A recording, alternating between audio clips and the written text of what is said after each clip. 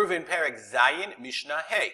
Fifth Mishnah in the 7th chapter of Eruvin. We're continuing to discuss when you have shtei chatzerot and when it's one chatzer. When you can make two Eruvin, when you have to divide, and when it's one.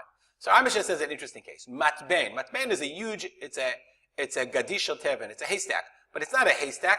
It's a long, we're going to show you the picture. It's a long haystack that divides between matben sheben shtei chatzerot. Divides between two chatzerot. Gavoa asara tfachim. If it's 10 tfachim high, then ma'arvin shnayim ve'ein ma'arvin echad. You have to make two separate eruvim, and you can't consider it one chatzer. So let's look at the picture. Okay, here's our picture. Matben sheben shtei chatzerot. It's really, in this picture, it's interesting because it's really considered one big chatzer.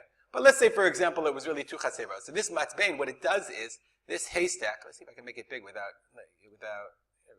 There we go. This haystack. A little bit bigger. Okay, I'll move me. This haystack, it divides, really it's one chatzer dividing into two. But let's assume you had two different chatzerot the way it was built, and the haystack was what divided between them, between the two different courtyards. So the Mishnah says, in this case, you have to make it two separate eruvim. Why? You got a wall here. It's a hay wall.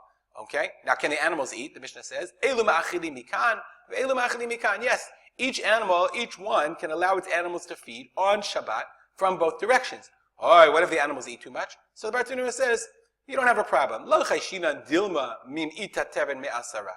You're not afraid maybe that the eating will then minimize or reduce the straw stack, the haystack, less than 10 tfachim. And then it would be one reshut v'asrei ha'adadi. And if it's one reshut and they didn't make an eruv together, if you have these two courtyards, then one reshut, they didn't make an eruv together, then they're osir on each other. They can't carry. We're not worried about that. Why? Even if it really does reduce the animal's eating, does reduce the size of the pile. Remember, we learned that the size of an opening, in order to make two chatzerot into one, has to be more than 10 amot. I learned that in a previous Mishnah. That if you have a wall, anything up to 10 amot of the wall between, that's a pitcha. Okay? Eser amot, up to 10 amot, pitcha is a door. Your animals can't eat that much. Okay? By eating.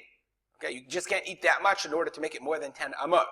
I guess it depends on actually how many animals you have. That's an interesting question. Nonetheless, but if the teven became less than 10 tefachim, okay, in which case the Bartanura says, Alpanei kol orecha chatzer, throughout the entire chatzer, or b'meshech eser, I'll move myself back, eser amot, or it's 10 amot wide, then ma'arvin echad ve'ein ma'arvin shnai. Let's look back at the picture. In this case, here we are.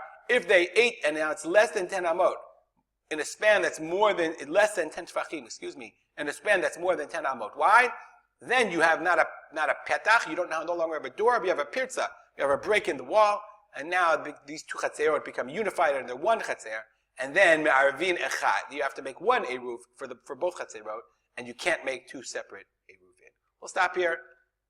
Email me if you want. I was happy to hear from you, and we'll dedicate our learning to the memory of my father, Rav Simcha ben Yitzchak Kalman. Have a good day.